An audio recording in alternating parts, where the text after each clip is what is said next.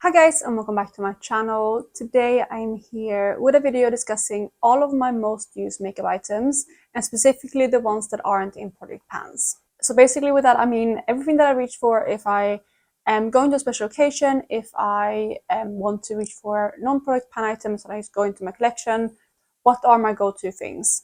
I will also discuss like things that I reach for like on an everyday basis as well, but these are most of my most reach for products when I get to reach for anything I want in my collection, if that makes sense. So I hope you enjoyed this video, but before I jump into the video itself, if you're new here, please consider subscribing. I would love to have you in the family. Let's jump into the video. So I'm gonna go in kind of the order that I have them pulled out. I have them all next to me, so I'm just gonna go with what I can reach. So first up, we have a product that I reach for quite often. I don't reach for this every day, but I used to. However, I still reach for it quite regularly. This is a product that isn't necessarily like a special occasion makeup for me or like something that I reach for when I'm not panning anything. This is like an everyday product anyway, because I can reach for it with my panning products. And that is my Becca Under Eye Perfector. I brought out like a backup as well as the one that I'm currently using. So this one looks like this, and I reach for this one quite regularly. Again, I don't reach for it every single day, but I used to do that, and I want to get back into it because I really like the brightening effect it has on my under eyes, and it's quite covering, and I don't have to use as much concealer, so I really like this product. So yeah, I reach for this one quite often, and this is the first product I want to share with you. Another everyday product for me that I reach for every single day to set my under eyes is this powder right here, which is my Hourglass Veil Translucent Setting Powder. Yeah, so this one looks like this. It's just like a loose setting powder, as you can see. I really love this one. It is the most smoothing under eye setting powder that I've tried, and it's my go-to. I use this one, like I said, every single day unless I'm panning something else, but this is the one that I'm currently using because it is like translucent. It's not too dark for me, whereas a lot of powders that I have in my collection at the moment are quite deep. But this is definitely one that I go to again and again and again, and this is also my second one, so I will continue repurchasing this one. I do really want to try the Huda Beauty, like the Easy Bake, is that what it's called? Loose powder as well, but I haven't got around to that one. And honestly, I like this one so much that I'm not sure if like I'm gonna like that one more, but I've heard really good things. I think I want to try that one at some point. But for now, this is for sure my favorite setting powder. When it comes to foundations, I have two kind of favorites. I have one that is more full coverage and one that is more kind of natural, so I'm going to cover them both. For the full cover one, we have the Charlotte Tilbury Airbrush Flawless Foundation. I go for this one like every time I want a really nice flawless base. And this one is in the shade 3 Warm. It's quite a pale shade, and it's a little bit too pale for me for most of the year. It's actually my like palest shade. Like when I'm after my palest in the winter, this is what I reach for. But it's a really nice mixer foundation as well because it is so full coverage, so I can mix it with other things and make them more full coverage. But yeah, overall, this is a really beautiful foundation, and I know my skin is going to look amazing when I wear it. This is more of a matte finish, so if you don't like that, I wouldn't recommend this one, but it works really well for me. And I do have quite dry skin, especially in winter, and this one still works really well. So yeah, this is one of my favorites. And then the second one, which is more of a recent favorite, is this here, which is the MAC Face and Body. This is one that I wanted to try for years and years, but I just never got around to doing it. But I also have more recently gotten into like lower coverage foundations, and this is like a light to medium. It's quite buildable, but it's the most skin-like thing I ever put on my skin. I love these two, and if I want my skin to look great, if I don't want to look like too heavy, or if I want my skin, like my foundation, to last a long time, I reach for this one. It's my go-to foundation. This one I think even more so now than the Charlotte Tilbury one because I do prefer a lighter base. So yeah, love these foundations, and if you haven't tried the Face and Body foundation from MAC, I recommend it loads. I haven't tried the new one, which is the like glowier one, the smaller bottles. I haven't reached for those ones. These are the original Face and Body, and yeah, I love these ones so much. One last thing we have for powders and for like the base things is this powder here, which is my Pat McGrath Skin Finish Sublime Perfecting Blurring Under Eye Powder, longest name of all time. This specific one is in the shade Light, but I have also basically almost panned the medium one as well. I love this powder. It's my favorite. It's my favorite touch-up powder because it never ends up looking cakey. It's very thin. Like, I don't know if you can see it there. Like, it's very thin, very silky. So again, it never ends up looking cakey. So because of that, it's my go-to touch-up powder. I know this is supposed to be an under eye powder and it works really, really well for that too, but I use it more as like an all-over touch-up powder because it mattifies really well. It smooths, like my pore looks really, really smooth this. And again, it never ends up looking cakey. So I love this powder so much. I know it's expensive, but it is one of my favorites. Let's go into some like miscellaneous boring things next. We have these three things here, which aren't necessarily like my absolute favorite products, but I reach for them often because they're like everyday go-tos. First up, we have my eyeshadow primer, which is the P. Louise base. This is the white one, which I think is in Rumor 0. And yeah, it's just the white one. It's what I'm currently panning. Outside of project though, I'm not having it in a project, but I'm trying to get through this one. It's really not my favorite eyeshadow primer. It works okay. But I really want to try something else on the P. Louise basis. So yeah, I'm trying to get through this one. Then I also have this one here, which is a glitter glue from the Pastel Roses. I actually do really like this one. I panned the Too Faced one previously, and I prefer this one to the Too Faced one. I really like this one. It's more of a like yellow texture, which means that it goes really well on top of other eyeshadows. So if I put a matte down on my lid, or like another shimmer, it doesn't really pick up what is underneath it, which is really good. And I feel like other thicker kind of, I don't know, like gloopier glitter glues, like the for example, like the Too Faced one. I don't know what texture the NYX one is. I think it's a similar texture to the Too Faced one.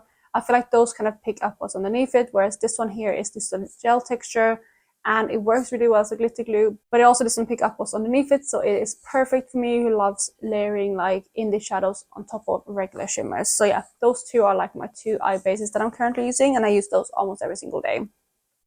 For my current brow gel, which I'm also using every single day, we have the Got To Be, the Glued for Brows and Edges gel. Not my favorite. It works really, really well, to be honest, as a brow gel. It's probably one of the best like hold ones that I've tried. But it's just not my favorite. It does have a ton of product though, so it's taking forever to finish, but it works well. I mean, this has 16 mils, which is a lot of product, but yeah, it's a really affordable, and I recommend it if you're on a budget. And honestly, it's a really good brow gel as well if you have stubborn brows. So let's move on to cheek products next. Let's start with highlighters, and I have a couple of highlighters that I reach for when I want to look really good. My go-to ones outside of product panning, and the one I'm going to start with isn't as easily available now. I think it is. I don't know, is it?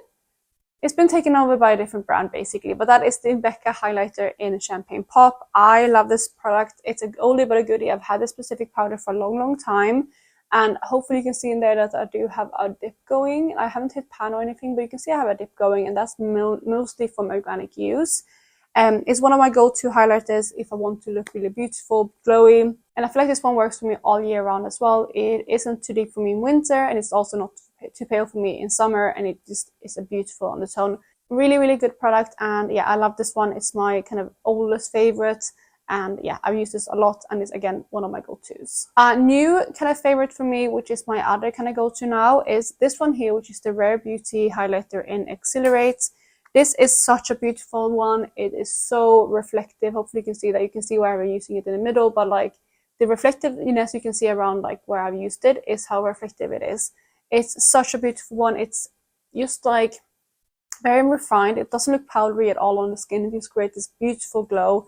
So it's one of my favorites. I probably prefer this one now to the Becca one, but both of them are go-to ones for me for different reasons. And yeah, I really, really adore this highlighter. Lastly, for highlighters, we have this one here, which is more of a fun one. This is from Kaleidos, and it's a Space Age Prophecy highlighter, which is a multi-chrome highlighter.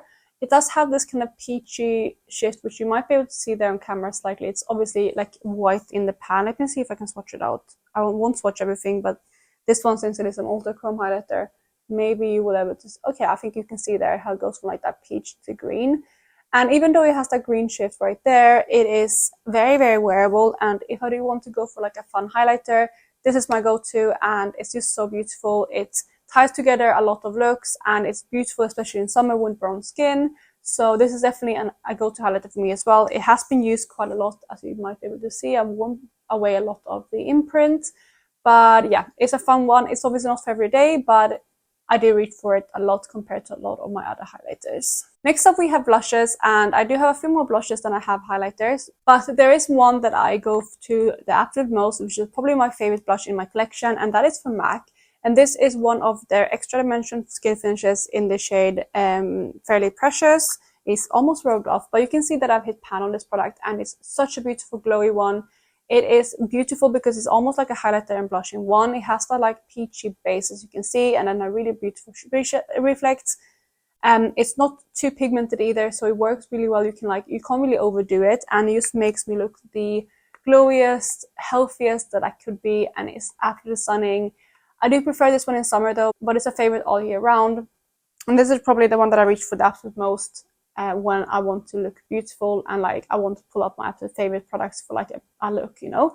So really, really recommend this one. I have talked about this one before, but this is probably one of my, this is probably the first product that I thought of when I was going to pull out everything that was my like most used makeup apart from Perfect Pan items, because I love it that much. Next up, we have another similar kind of blush, but this one is definitely more wintry. I haven't used this one as much, but I like it in a similar way, and that is my Nabla blush in Independence. This is one of their skin glazing blushes. So as you can see, this one is more of a kind of mauve tone. It does still have a little bit of peachiness to it, but it's definitely more mauve leaning. The difference with this one is that it's more pigmented than the MAC one, so I have to be a little bit more gentle with it, and I can't use it as heavily. And it's a beautiful one overall, and I know a lot of people love this specific formula. I definitely want to pick up more of these blushes because they are so beautiful in the skin. They're like glowy but blushy and everything like that. So a really, really beautiful skin-like blush, and I reach for this one a lot. Another one, again, that's quite similar to those two is the Rocateur blush from Benefit. It's another favorite. I think this one I reach for more than the Nabla one, to be honest, but they're quite similar. This one is more of kind of neutral brownie blush with a slight pink sheen. And again, it's very skin-like, very natural, and it works really, really well with my undertones.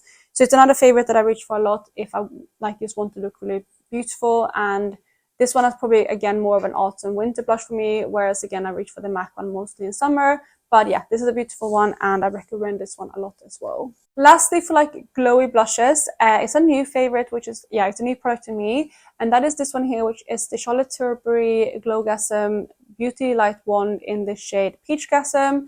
I really, really love this product. It was beautiful to reach for in summer. It just creates the most beautiful glow. If you're looking more for cream products, and if you want something that is really, really like just effortless, it makes you look really healthy and very much like not heavy makeup, this is the perfect product. You can use this one again as like a blush highlighter kind of duo, and I really want to pick up the Pink Gasm as well, but yeah, this one I really, really love, and I think a lot of people love this one too. So yeah, it's a new favorite for me. Then lastly, for blushes, we have a matte blush, and this is like my matte option, but it's also one of my most reached for blushes. I probably would say this is the second most reached for blush after the MAC one in my collection, because I just love this one and I know it works really, really well with my skin tone. And that is my NARS blush in Gina.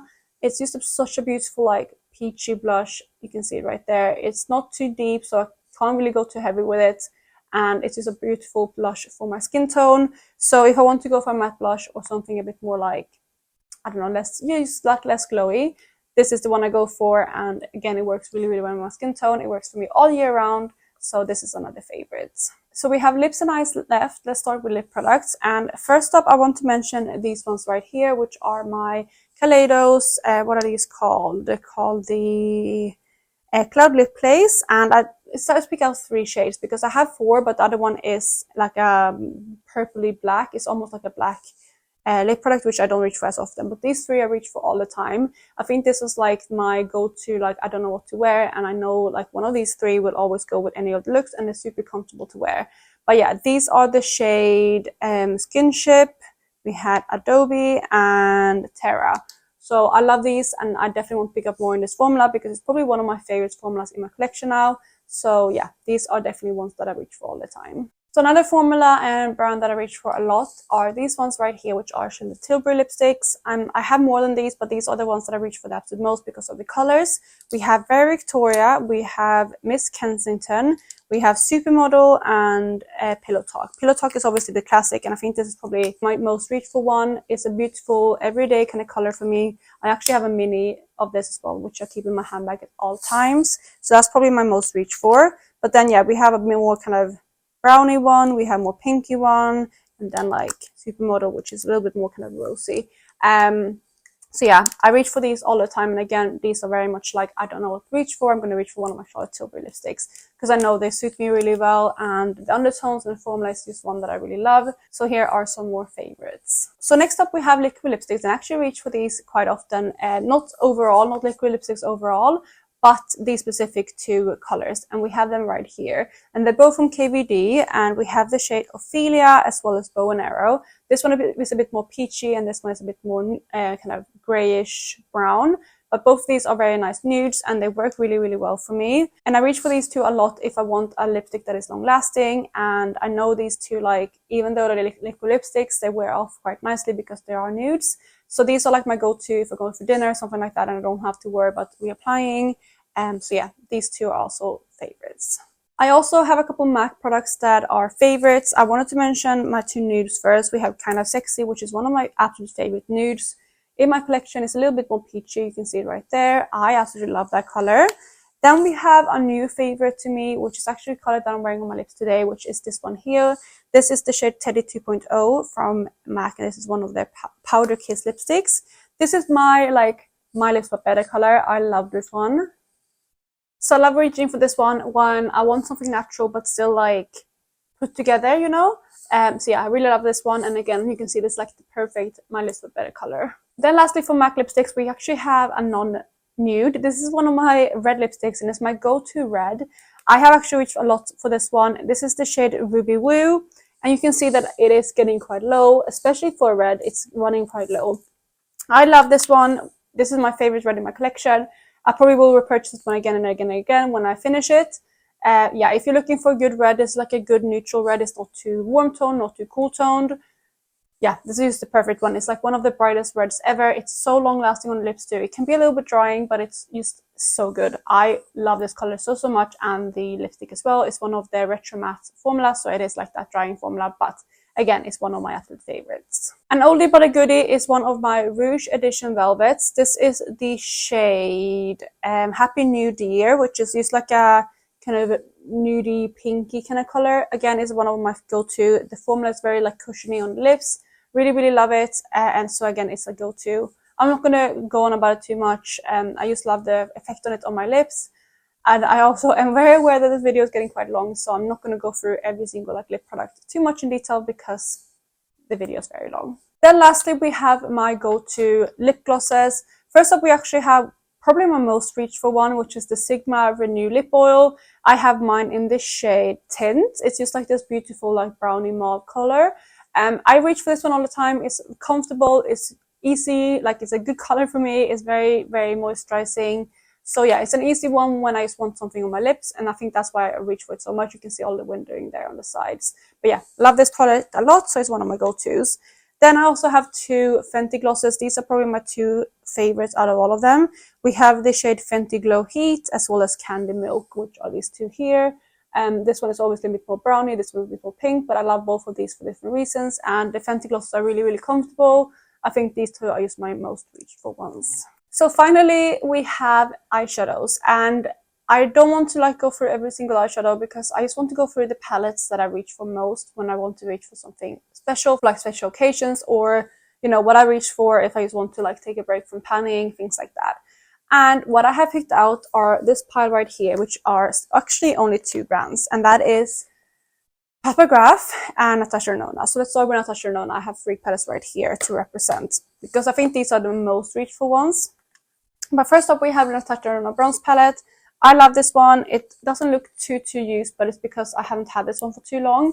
But I love this one when I want to have like a rust, like a really, really warm, like just, like beautiful. I can't describe it, but it's just the undertones in here, just beautiful. It makes me so warm and cozy on the inside when I reach for this palette. And yeah, it's absolutely a favorite. And it's definitely one that I reach for a lot when I want to have like a special occasion palette, or if I just want like a specific look. This is definitely one of my go-tos. I also love the Natasha Denona palettes because you can take out all the pans. So I think not just this palette, but in general, I reach for Natasha Denona a lot, especially when I'm traveling, things like that, because I can take them out and put them into like magnetic single palettes. to make my own. So that's another reason why I reach for my Natasha Denona palette so much, but this is the first one. Then my favorite palette in my collection, which I think you all know already, is the Natasha Denona Gold palette. I reach for this one so much, and this one looks like this. You can see I have quite a few dips in a lot of the shades. Love this palette so much, and is a go-to for me. I just love every single look that I get with this palette. I love how like it's neutrals, but it has those pops as well, and the formula is beautiful. It's very sparkly. Very good palette, and this is definitely one that I reach for the most out of my whole collection. Then lastly, for Natasha Denona, we have this palette here, which is one of my new ones as well, and this is the Biba palette. This is a perfect palette because it is like a matte heavy palette, and I love that to pair with my indie shadows, which I'm going to cover in a second. And this has like every single undertone you would need. You have like the warm row, the more rosy row, and then the cool tone row. And it's a beautiful palette. Again, it's quite new to my collection, but it's definitely becoming more of a reach for palette in my collection because it's so versatile and it's like such high quality. It's the same quality as the gold palette. Super good. Very creamy matte, very blendable, very pigmented.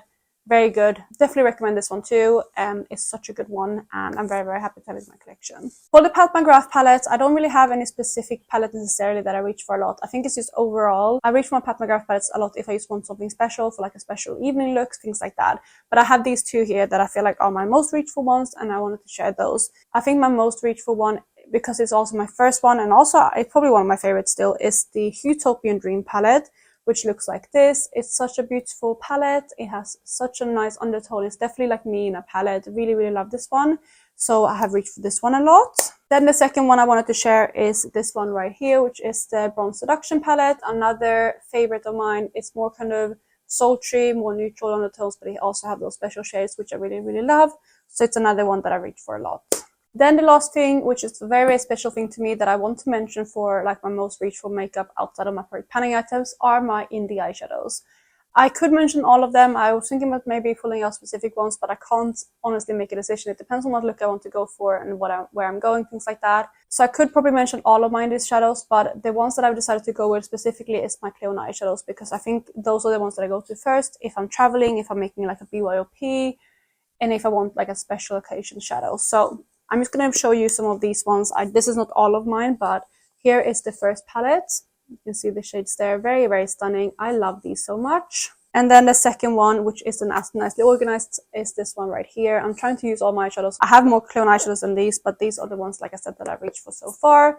So yeah, those are definitely some that I reach for when I want to do a special occasion look, and they're like my go-to eyeshadows in my collection. So that's why I want to include them in my most reached for items. So those were all of the items I wanted to share with you. It was quite a long list, and I know this video is very long. My battery is also dying. That's kind of why the angle might have changed a little bit, because I had to like josh it for a little bit. But yeah, so I'm going to wrap up the video here. I really hope you enjoyed this one. And if you did, please go ahead and give it a thumbs up. And let me know down below what your favorite most reached for item is in your collection. What is your go-to items when you want to go for like a special occasion look, things like that. And I hope you're having a lovely day wherever you are, and I will catch you in my next one. Bye guys!